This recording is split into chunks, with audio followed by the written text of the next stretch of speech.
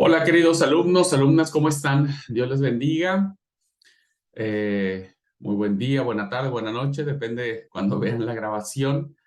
Deseo que Dios esté acompañándoles. Bienvenidos a una clase más de la materia Introducción al Nuevo Testamento. Bueno, como ustedes recordarán en las clases pasadas, principalmente las dos últimas, analizábamos en primer lugar cuáles eran los tiempos en los que el Nuevo Testamento se mueve, qué hechos, qué sucesos revisten, ¿no? Todo aquello que da el impulso, la fuerza, el, el- la composición de estos libros. En la segunda clase veíamos cuál era el centro, el corazón de lo que implicaba los libros novotestamentarios que tienen que ver con la persona de Jesús. Hicimos un breve pero sustancioso acercamiento hacia las distintas posturas o visiones que pudo haber despertado en los primeros cristianos la personalidad de Jesús. Pero ahora corresponde el poder analizar a manera introductoria este movimiento que toma rápidamente fuerza, un movimiento compuesto por personas, hombres y mujeres que a vista o a ojos del Imperio Romano no representaban mayor problema o contratiempo, pero que la medida que se fue haciendo mucho más grande y el mensaje extendiéndose, pues se hace evidente y se hace viva la experiencia eclesial. Da como surgimiento esta asamblea, esta congregación, ¿no? Este grupo de personas que se reúnen en torno a la figura de Jesús, en torno a su mensaje y en torno a lo que significa o significó su muerte y resurrección.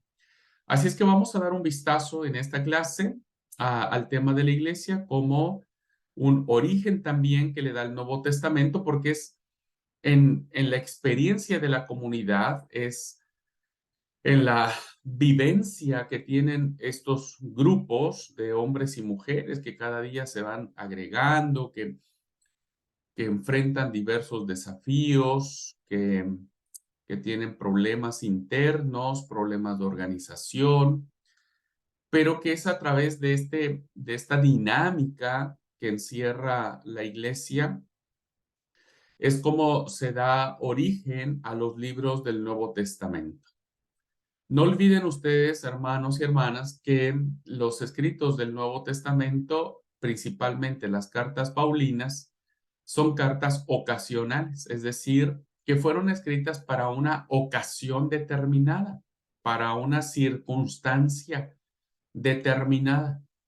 Y eso hace que evidentemente tengamos que revisar la eclesiología como un punto de partida de la producción de estos escritos que la misma iglesia empezó a considerar como autoritativos, como palabra de Dios. ¿Ok? Muy bien. Bien, entonces adentrémonos ahora al tema de la iglesia como origen del Nuevo Testamento. Y entonces tenemos que entender, hermanos, que hay un personaje llamado Jesús, ¿no? Que anuncia el reino de Dios. Y entonces es un anunciante. Jesús se convierte en un anunciante porque predica y proclama que el reino de Dios se ha acercado. Cuando muere el Señor, el anunciante se convierte en el anuncio, porque ahora sus seguidores, ¿no? Hombres y mujeres, van a tomar a Jesús como el motivo o la razón de su proclamación. Entonces el anunciante se convierte en el anuncio. Y es entonces que hay un salto cualitativo muy interesante entre Jesús y el Nuevo Testamento. En palabras de la clase que estamos teniendo, la iglesia. Debemos entender, hermanos y hermanas, que los cristianos no empezaron escribiendo una Biblia distinta. Eso ya lo clarificamos en las clases pasadas y hoy lo volvemos a reiterar. Sino que siguieron utilizando, igual que Jesús, la misma Biblia de Israel, el Antiguo Testamento, el Canon de Palestina, la Biblia hebrea, porque era lo que en ese momento ya estaba como realmente constituido, ya tenía la forma definitiva, el canon del Antiguo Testamento. Sin embargo, descubrieron y afirmaron las comunidades cristianas de manera consecuente, de una manera muy consciente, ¿no?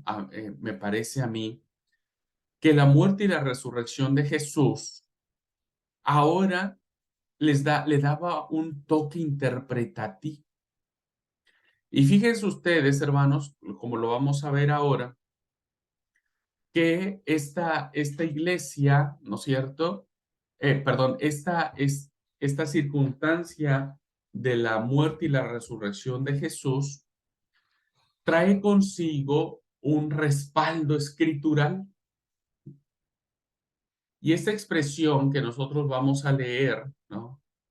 Que dice, de manera que empezaron a entenderla de un modo consecuente, es decir, la unieron a la persona de Jesús. Y esto Pablo ya lo transcribe en torno al año 56. Si consideramos que Jesús murió en el 30, pues tendríamos 30, 40, 50, 56, 2 décadas y media aproximadamente, cuando se escribe la primera carta de Pablo a los Corintios, donde lo único que hace Pablo es recoger la fórmula confesional que las primeras comunidades cristianas hicieron en torno al mensaje de Jesús y lo interpretaron y dijeron, ok, Jesús murió, Jesús resucitó, pero debe haber algo que lo sustente. Y entonces recurrieron a las escrituras antiguas.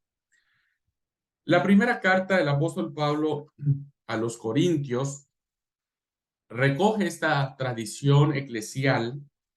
Este pasaje no es escrito de Pablo, no es un invento, diríamos en el buen sentido, de Pablo, no es una novedad paulina, sino realmente es algo que él ya ha visto, ha escuchado, ha compartido incluso, tan lo comparte que lo escribe en sus cartas paulinas. Dice el capítulo 15, versículo 3 al 6 de Primera a los Corintios, dice, porque primeramente os he enseñado lo que asimismo recibí. O sea, él ya lo había recibido, ya lo había escuchado de alguien más, ¿no? De alguna otra persona. Pablo ya había escuchado lo siguiente, que Cristo murió, eso lo sabemos, murió en la cruz, pero lo novedoso es que murió por nuestros pecados. Ya hay una justificación de la muerte, ¿no? ¿Por qué muere Jesús? Por nuestros pecados. ¿Qué sustento tiene? Las escrituras, dice, conforme a las escrituras. Versículo 4, y que fue sepultado y que resucitó al tercer día. Es decir, la resurrección forma parte del anuncio del querigma de las comunidades cristianas. Dice que resucitó al tercer día conforme a las escrituras y que apareció a Cefas y después a los 12. Después apareció a más de 500 hermanos a la vez, de los cuales muchos viven aún y otros ya duermen. Después apareció a Jacobo, después a todos los apóstoles y al último de todos, como un abortivo, me apareció a mí. Esta confesión, hermanos, que tiene que ver con la muerte y la resurrección de Jesús conforme a las Escrituras, pues es la interpretación que estos hombres y mujeres le dieron al evento de la cruz. Entonces, este pasaje o este credo o esta confesión se divide en los siguientes apartados. Primero, como dijo Pablo, que había escuchado, que había recibido de otras tradiciones orales de otras comunidades cristianas, que Cristo murió por nuestros pecados según las Escrituras. Y esto debemos saberlo, hermanos, a la luz de que la muerte de Jesús no fue un fracaso o fatalidad mesiánica. Eh, la muerte, como en muchas culturas, es el final, ¿no? Es el final. Este, y el tipo de muerte, pues representa también el propósito que ésta tiene. Pero la muerte de Jesús a los ojos de las primeras comunidades cristianas no fue un fracaso, más bien el Señor tuvo que morir para cumplir y darle sentido a las escrituras porque había de establecer un nuevo pacto, ¿no? Un pacto que tenía que ser sellado con la sangre de Jesús. Y ese nuevo pacto, ¿no? Esa nueva alianza era la revelación total y completa de Dios. Entonces la muerte no es un fracaso, sino un cumplimiento. Murió por nuestros pecados, salvándonos de ese mismo pecado y de la muerte eterna, ¿no? Esa fue como que la comprensión que tuvieron estas comunidades en función del evento de la cruz. Entonces tiene un apoyo, tiene un sustento, tiene una razón de ser, tiene una justificación. Y la justificación es que Él muere por nuestros pecados. El segundo punto lo encontramos en la expresión que dice, Cristo resucitó al tercer día según las Escrituras. Según las Escrituras. Vuelve a citarse las Escrituras, que como ustedes saben, hermanos y hermanas, las Escrituras en el primer siglo era el Antiguo Testamento. No había otras Escrituras. Solo era el Antiguo Testamento y entonces por eso es que los cristianos toman como base de revelación divina pues el Antiguo Testamento. Entonces la muerte tiene un significado salvífico, ¿sí? Tiene un significado de perdón, ¿no? De propiciación de pecados, tiene un efecto ah, de justificación. Ujú. Ahora somos justificados por la muerte de Jesús. Pero su resurrección forma parte también de, según las Escrituras, de la señal mesiánica de una nueva vida. El mismo Jesús, enviado mesiánico de Dios, y esta es una expresión muy fuerte, queridos alumnos, porque el pueblo de Israel tenía la idea o esperaba un Mesías diferente al que había nacido en el pesebre. La concepción o la idea que se tenía sobre el Mesías era más un carácter bélico, ¿no? Un carácter más guerrero, un carácter más violento, si se puede decir. Sin embargo, el ungido de Yahvé o el ungido de Jehová rompe los paradigmas, es muy diferente, pero se entiende que ha sido enviado por Dios. Ese es el sentido, esa es la idea central de parte de las comunidades cristianas, ¿no es cierto? Que reconocen plenamente que fue enviado, pero fue enviado como Mesías. Ujú. Por eso, cuando nosotros leemos el Evangelio de Mateo, ¿no? En el primer capítulo del Evangelio de Mateo, dice el evangelista en el capítulo 1, libro de la genealogía de Jesucristo. Así inicia su evangelio. Y entonces hace una composición entre Jesús, que significa el que salva, o el Salvador, y Cristo, que significa el ungido de Yahvé. Entonces Mateo lo que nos va a decir es que Jesús es el Mesías. Ajá. El Mesías que fue anunciado en la antigüedad, en las escrituras. Lo mismo sucederá con Marcos. Ustedes leerán en el primer versículo del Evangelio de Marcos, y Marco lo plantea de la manera siguiente. Dice, principio del Evangelio de Jesucristo, Hijo de Dios. Vuelve otra vez a usar la misma denominación para establecer la mesianidad de Jesús. Entonces, el que muere es el ungido de Jehová. Por eso el mismo Jesús, enviado mesiánico de Dios, a quien han matado, Pedro, en el libro de Hechos de los Apóstoles, le dirá a los judíos, al que vosotros matasteis y crucificasteis, ¿no? Ustedes fueron, lo han matado, Dios lo ha resucitado. Dios lo ha resucitado. Entonces, el Jesús Cristo, el Salvador, que es el Mesías, ¿no? Fue resucitado. Dice en el mensaje de Pedro, ¿no? Ah,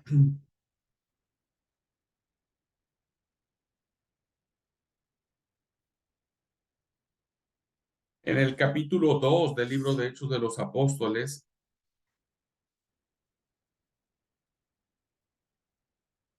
versículo 23, dice, a este entregado por el determinado consejo y anticipado conocimiento de Dios, es decir, Dios sabía lo que iba a suceder y Dios lo permitió, prendisteis y matasteis por manos de inicuos crucificándole, pero el versículo 24 establece una verdad fundamental porque dice al cual Dios levantó, suelto los dolores de la muerte, por cuanto era imposible que fuese retenido por ella.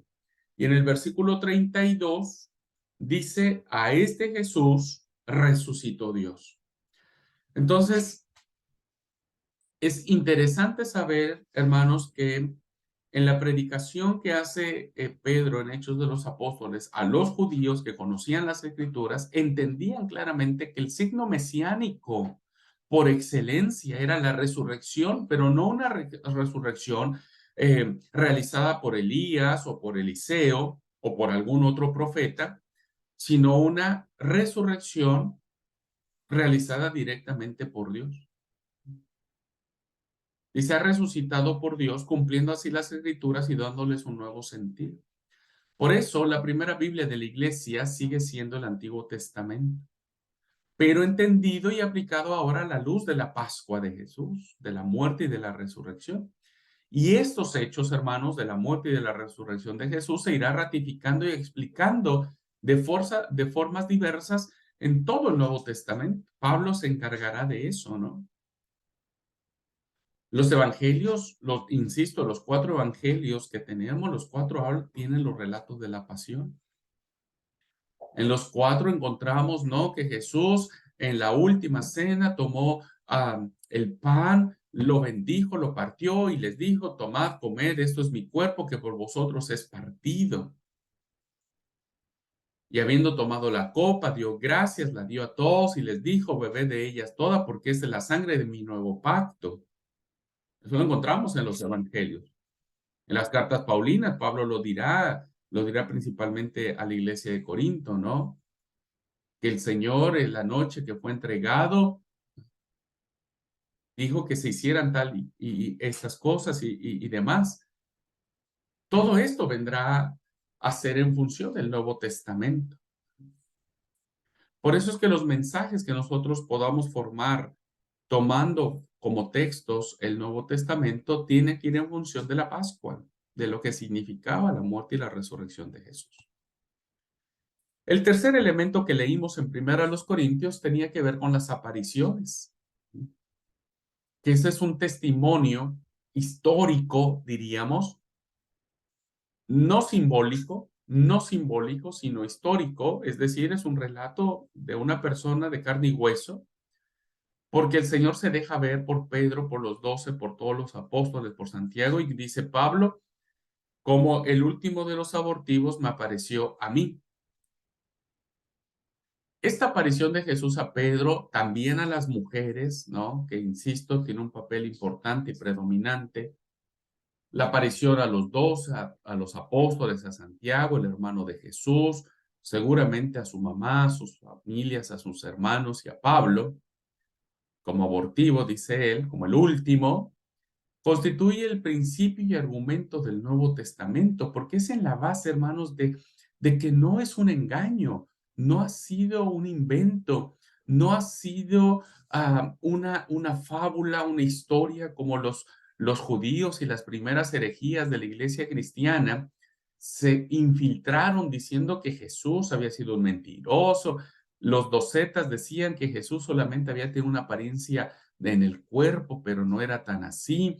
En fin, pero el hecho de que haya un testimonio de Pablo que diga que Cristo se dejó ver, se dejó tocar, se dejó abrazar, que lo pudieron ver con las marcas de la crucifixión, pues es el punto de partida de que estamos ante la historia de alguien que realmente resucitó, que realmente volvió a la vida cuando todo mundo vio su muerte, cuando todo mundo lo llevó al sepulcro, lavaron el cuerpo, pusieron especies aromáticas, ¿no es cierto? Y bueno, ahí se fundamenta, en el testimonio de testigos vivientes, se fundamenta la verdad de la resurrección de Jesús.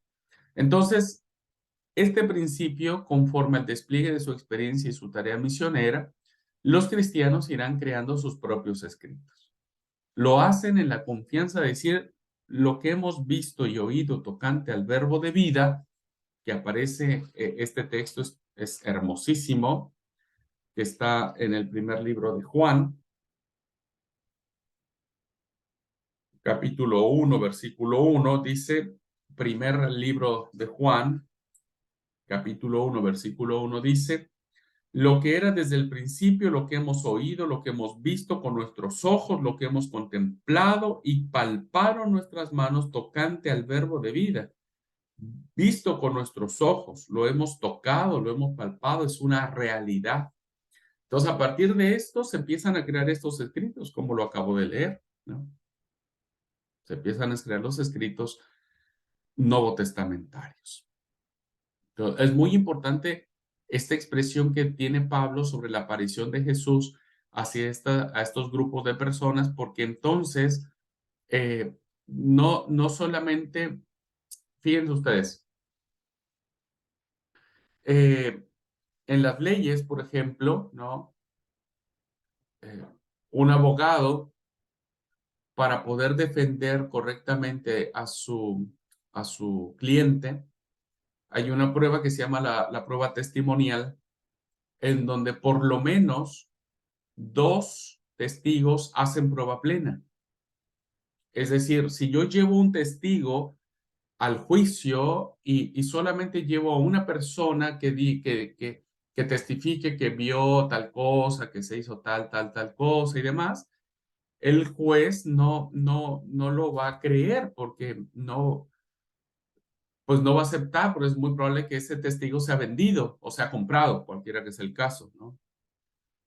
Y, y entonces no ayudará mucho al juicio, pero un testigo, un abogado que defiende a alguien en un juicio llevará a dos testigos, por lo menos, porque ya dos testigos hacen plena prueba, porque si el testimonio de los testigos coinciden en lo esencial, significa que ese hecho sucedió. Pero si le sumamos a un tercer testigo, un cuarto testigo, un quinto testigo, y ambos en diversas ocasiones son coincidentes en el hecho que se suscitó, perdón, entonces es real el hecho, es verdadero y no hay prueba en contrario, no hay duda al respecto. Por eso el testimonio que Pablo dice, Jesús se hizo ver a Pedro, a los dos, a los apóstoles, a las mujeres, a Santiago, al hermano de Jesús y también a mí. Y entonces a partir de ese testimonio se creará estos escritos sagrados. Y entonces hacemos el salto, hermanos, de lo que es de la vida de Jesús a la misión cristiana. De lo que Jesús significó mientras estaba vivo hasta que las iglesias en las diversas comunidades se empiezan a formar. Ajá. Entonces vamos a ver qué significó de la vida de Jesús a la misión cristiana. Bueno, debemos saber, hermanos, que hay una intrínseca relación entre vida y mensaje. Por un lado, la vida de Jesús trae consigo en sí mismo un mensaje. Sus palabras, sus hechos, sus acciones, sus comportamientos, sus sentimientos, ¿no? Siempre transmitían un mensaje. Entendemos que Jesús no mandó escribir un Nuevo Testamento, no hay una indicación que Jesús le dijera a sus discípulos, bueno, alguien que tome un papiro, alguien que tome un pergamino, ¿no? Y pónganse a escribir esto que yo les voy a dictar. No, no fue así. Tampoco fijó los rasgos de cómo sería la iglesia, tampoco dio un manual, tampoco dijo que, bueno, la iglesia tiene que ser así, tal, tal, debe haber esto, debe haber lo otro, debe haber diáconos, diaconisas, obreros, pastores, presbíteros, una comisión administrativa, un consejo ejecutivo general, en lo absoluto. Jesús no fija los rasgos de lo que la iglesia sería, no solo en el primer siglo, sino a lo largo de todos los siglos subsecuentes, sino más bien planteó aquellas cosas que sí o sí debería tener la iglesia como rasgos distintivos. Vamos a ver algunos. Primero, la iglesia tendría, hermanos, que mantener el anuncio de la venida del reino de Dios. Y la iglesia lo entendió, ¿no? Porque entonces el anunciante se convierte en el anuncio. Y dice que las iglesias iban y predicaban las buenas nuevas. ¿Qué era la buena nueva? Pues la llegada del reino. Esto significó, hermanos, que con la transformación mesiánica de Israel, con nuevas instituciones centradas en las 12 tribus, que en ese momento no existían históricamente, pero había una esperanza de restaurar las 12 tribus de Israel, se hace una apertura universal al mensaje del Señor. Es decir, el reino de Dios se abre para todas las personas. Otra cosa, hermanos, es que debería superarse el sistema del templo que en ese momento funcionaba, porque entendíamos, o las iglesias cristianas entendieron, hermanos, que Jesús era superior al templo. Cuando Él cura a los enfermos, cuando come con todos, cuando no hay separación. El templo simbolizaba separación, ¿no? Había lugares para los hombres, para las mujeres, para los paganos, el lugar santo, el lugar santísimo, todo representaba una separación. Los enfermos, imposible que asistieran al templo, ¿no? No podrían hacerlo. Pero en Jesús, la iglesia tendría que acercarse y dejar que todos tuvieran una oportunidad, ¿no? Los enfermos y las comidas compartidas son fundamentales para Jesús. A Jesús le encantaba comer, pero no por el hecho de comer, sino por el sentido teológico de la comunión. La comida y la bebida abren puertas para que otros entren al gozo del reino. Un rasgo más que debería tener la iglesia era la venida de los gentiles y la reconciliación universal. Este signo del reino, ¿no?, que plantea la iglesia ahora, tiene que estar basado en el amor y en el perdón. Y eso implicaba el acercamiento a los paganos, a los gentiles, ¿no? Aquellos que estaban lejos de las promesas de Dios, lejos de la promesa de Israel, y que tenían sí o sí que ser reconciliados, ¿no? Tenían que ser aceptados. Imagínense un judío tener que perdonar a un samaritano, era impensable. O un judío amar a un pagano, ¿no? A un gentil, era impensable, pero era el signo. Y el último, hermanos, tenía que ver con el tema de la resurrección. La resurrección tiene un símbolo de un mundo nuevo, de una nueva vida, de volver nuevamente a vivir. Y la resurrección, hermanos, es un signo muy antiguo que ya los profetas hablaban de la resurrección de los muertos. La literatura sapiencial habla sobre la resurrección de los muertos. El libro de Job dice, y después de deshecha está mi piel, yo le veré, veré a mi redentor, ¿no? Un sentido de resurrección. Este, y los muertos darán, uh, y la tierra dará sus muertos, ¿no? Lo dice, si no mal recuerdo, Isaías, trae esta promesa de la resurrección, etcétera, como un signo de un mundo nuevo, de una nueva oportunidad que se abre con el Mesías, con la persona de Jesús, ¿no? Entonces, haciendo un resumen, Jesús es el reino, es mayor que el templo, está abierto a todas las familias de la tierra, para que entonces en él nadie se pierda, mas tenga vida eterna, ¿no? Resurrección. La vida eterna se obtiene después de la resurrección. Y esto la iglesia lo entendió. Ajá. Las primeras comunidades cristianas empezaron a entenderlo, a comprenderlo de a poquito, despacito, ¿no?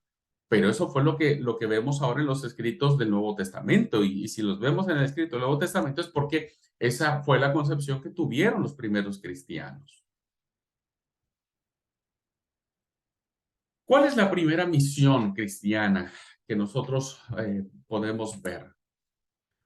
Tras el evento pascual, tras la muerte y la resurrección de Jesús, la iglesia recoge el mensaje de Jesús y lo recoge primero en una tradición oral, ¿no? Porque, insisto, es muy probable que ya haya habido algunos escritos, principalmente el documento Q del cual hemos hablado, pero nada formal, nada homogéneo, ¿no? Algunos relatos de la pasión, etcétera. Sin embargo, en la tradición oral, en esa transmisión de boca en boca de lo que había significado la vida de Jesús, la iglesia recoge ese mensaje y recrea los rasgos que planteé ahora en la diapositiva anterior de su vida de un modo distinto al que ellos habían considerado que podría suceder. La iglesia sigue anunciando la llegada del reino, pero ahora centra ese mensaje en la afirmación de que Jesús ha resucitado, porque la resurrección, insisto, es un mensaje de vida nueva. Sin transformación mesiánica inmediata de Israel, se mantiene externamente el templo, pero los cristianos crean sus propios signos que le van a dar sentido a su cristiandad. Y habrá dos de ellos, que será la Eucaristía.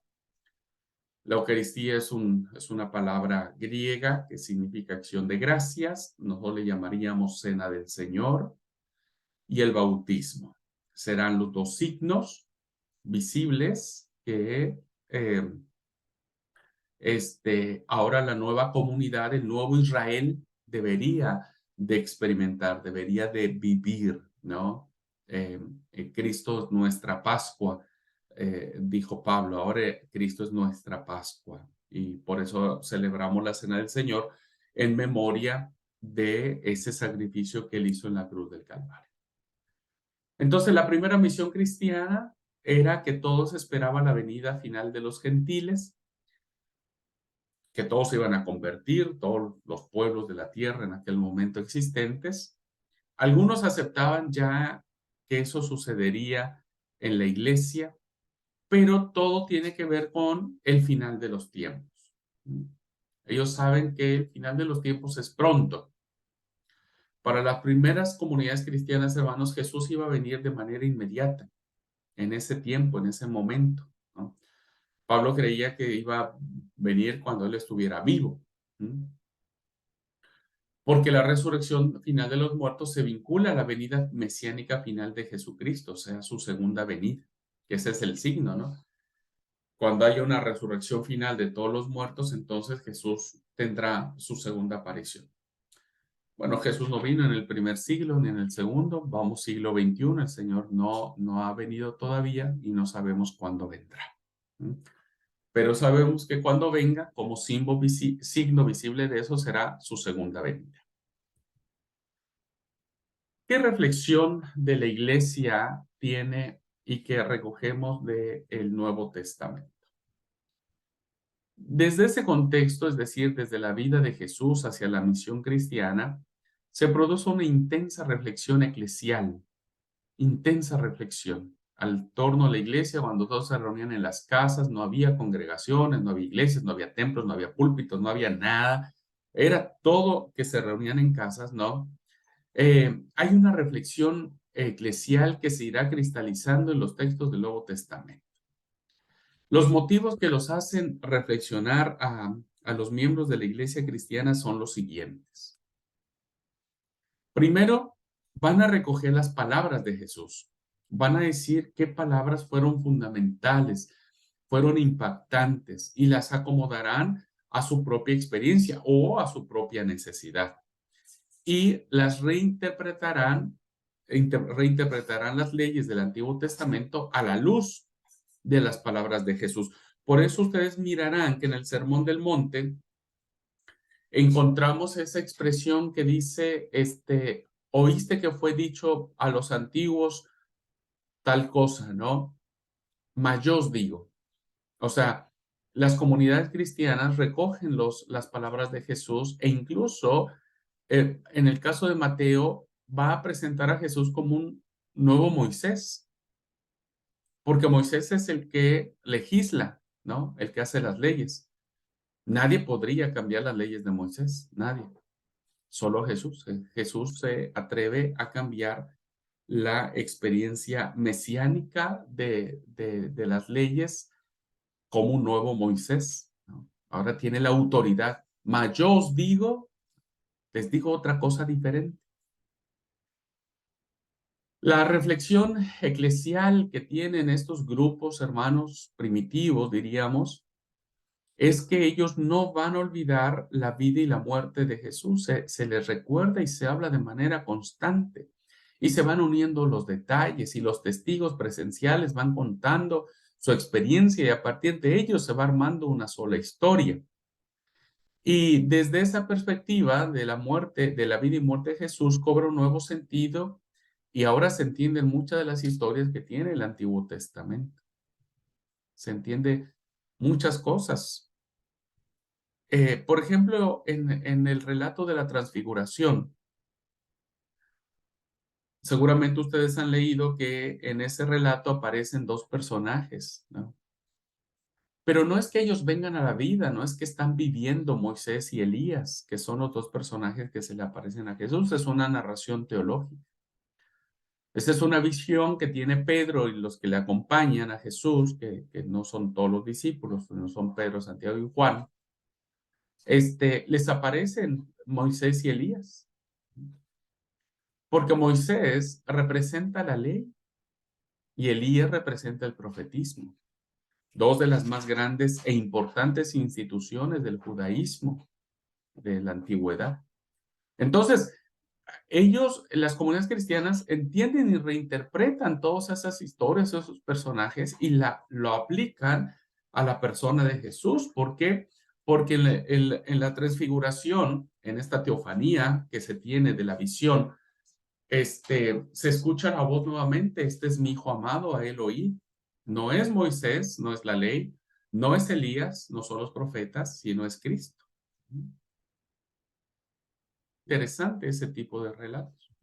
Y finalmente, la reflexión que hace la iglesia tiene que ver con que debe retomar el proyecto y el movimiento mesiánico. Jesús apunta hacia un movimiento de su proyecto de reino. Y entonces de esa forma se recrea la comunidad israelita y se abre de forma misionera a todas las naciones. Ustedes saben perfectamente que la cosmovisión judía era que la salvación era para ellos solamente. Incluso hay textos que recogen esa visión, ¿no? No vayáis a nadie más, solamente a las ovejas perdidas de la casa de Israel. Porque ese texto, esas palabras tienen ese sabor contextual, religioso, político, si ustedes quieren, de que la salvación solamente era para Israel. Pero el proyecto de reino de Dios que trae Jesús es un proyecto universal. Y lo vemos de una manera muy clara, por ejemplo, en la parábola del buen samaritano. El samaritano no merecía la salvación de Dios. Sin embargo, Jesús lo pone como ejemplo de reino. Lo pone como ejemplo de amor al prójimo. ¿En qué se resumía la ley? En dos: amarás a Dios y en amarás a tu prójimo. En eso se resume la ley, la Torá, diríamos.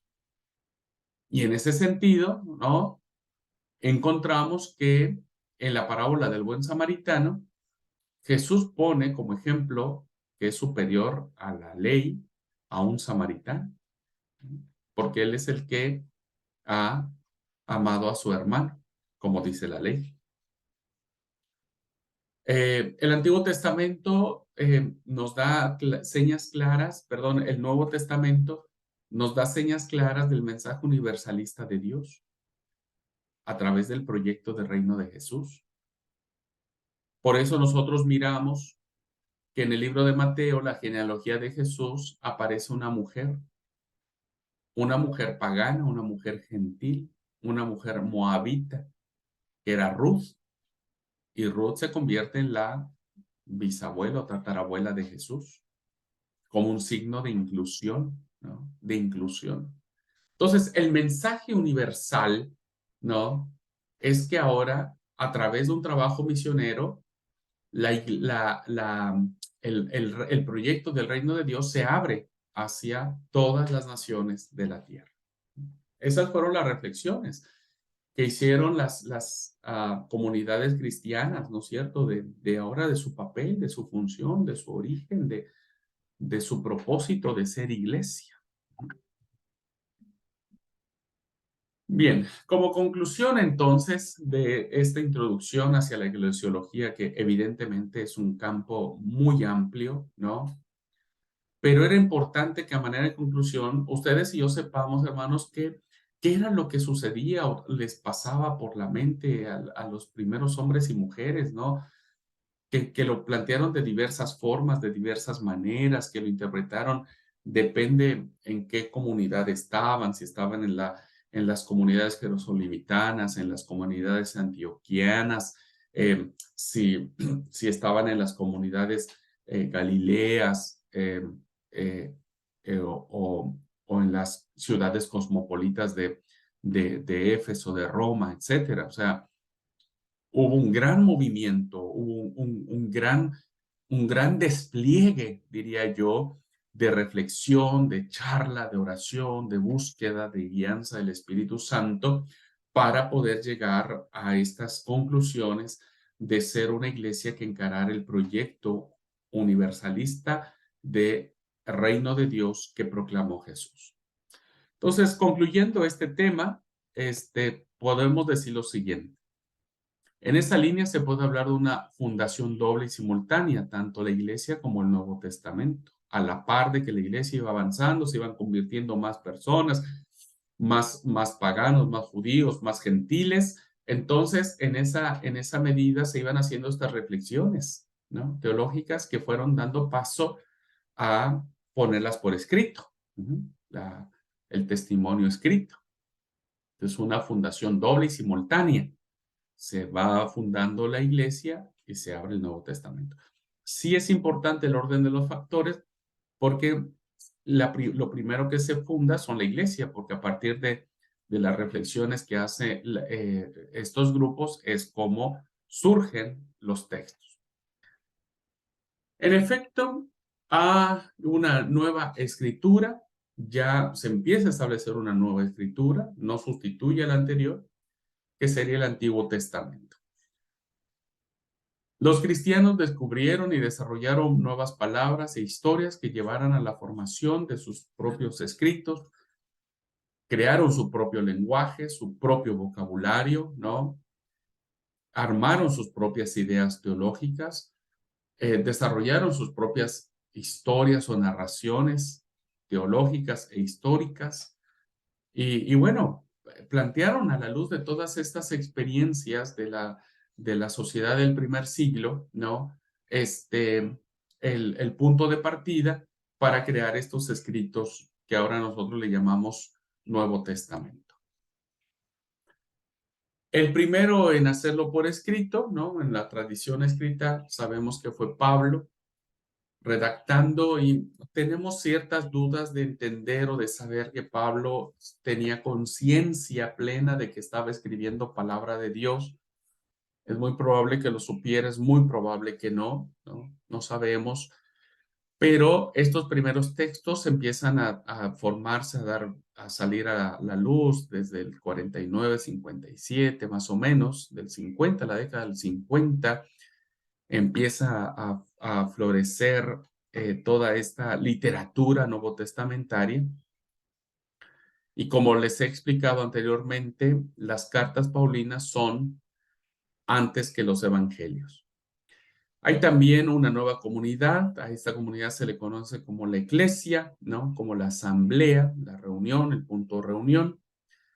Y esos nuevos textos lo expresarán, plantearán cómo las diversas iglesias conviven, se desarrollan, tienen sus propios desafíos. Hay iglesias más complicadas, como la iglesia de Corinto, hay iglesias más amadas, como la iglesia de Filipos, ¿no? Este, eh, hay historias que reflejan lo que sucedía al interior de la iglesia, en donde los líderes de la iglesia eran desafiados al perdón, como en el caso de Onésimo y de Filemón, que Filemón tenía que haberle perdonado a Onésimo lo que había pasado, etcétera. Y al mismo tiempo, estos escritos ratifican una nueva conciencia de comunidad del futuro, que es la iglesia. Porque la iglesia, hermanos, aunque Cristo no vino en el primer siglo como ellos esperaban, ellos murieron sin que se cumpliera eso, la iglesia fue proyectada hacia el futuro, caminando hasta ahora, el siglo XXI, ¿no? En donde sigue teniendo sus propios desafíos, es multiforme, hay miles de denominaciones que se precian de ser cristianas, miles de denominaciones que se precian de decir que sus doctrinas están fundamentadas en la palabra de Dios. Seguimos teniendo los mismos problemas de Corinto, los mismos problemas de Galacia, los mismos problemas de Éfeso, hoy en día en nuestras comunidades de fe, ¿no? Pero la iglesia es un ser vivo que se va desarrollando en el tiempo y que apunta hacia el final, ¿no? Porque a la par que Israel, ¿no? La iglesia y el pueblo de Israel, tomados de la mano, apuntan hacia el final de los tiempos, hacia la restauración de todas las cosas. Israel esperando todavía el Mesías y nosotros esperando la segunda venida de Jesucristo. Y en cualquiera de los dos casos es una comunidad del futuro, una comunidad escatológica, una comunidad que plantea el futuro como una esperanza donde habrá cielos nuevos y tierra nueva. Y entonces la iglesia habrá triunfado, diríamos, ¿no?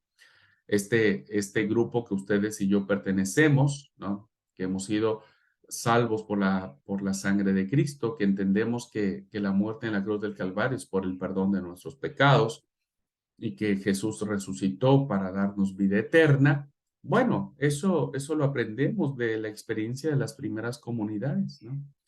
Y de alguien que nos hizo el grandísimo favor de escribirlo, de plasmarlo. Y entonces ahora es como nosotros podemos echar mano de esos escritos para salir adelante. ¿Ok?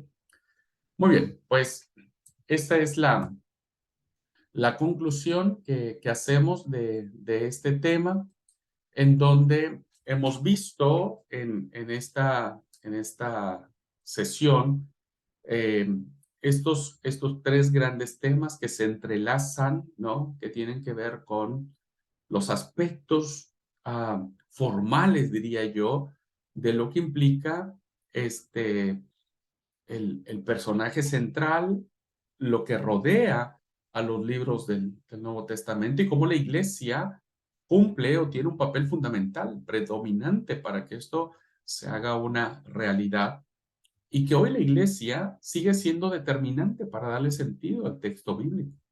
Por eso es que hoy nuestros concilios tienen que ver mucho en función de ir interpretando correctamente cuál era la intención o las motivaciones primarias que tuvieron los escritores sagrados, los autores bíblicos y las iglesias cristianas para escribir lo que escribieron. Y esto es algo hermoso, es un aspecto dinámico, ¿no? Que mantiene a la iglesia viva, que mantiene a la iglesia ahora en la iluminación del Espíritu Santo, ¿no? Como parte de la expresión de su fe, ¿no? Y de su esperanza, sobre todo en la resurrección de los muertos. ¿Ok? Bien, hermanos, pues muchas gracias por su atención. Estas han sido clases grabadas. Si tienen alguna duda de los temas que hemos visto, por favor, anótenlas. Y cuando tengamos clase en vivo, los que tienen la oportunidad de estar en vivo pueden plantear sus preguntas. Quienes no, manden las preguntas por escrito, a mi WhatsApp, pregúntenme si algo no ha quedado claro y con todo gusto podré, en la medida de mis posibilidades, contestarles. ¿Ok? Bueno, deseo que Dios los bendiga muchísimo. Gracias por su atención. Nos vemos ahora en la siguiente clase, que también será grabada, y vamos a seguir analizando los aspectos importantes que tienen que ver con el maravilloso y fascinante mundo del Nuevo Testamento. Que Dios los bendiga mucho, queridos hermanos. Paz y bendición. Chao.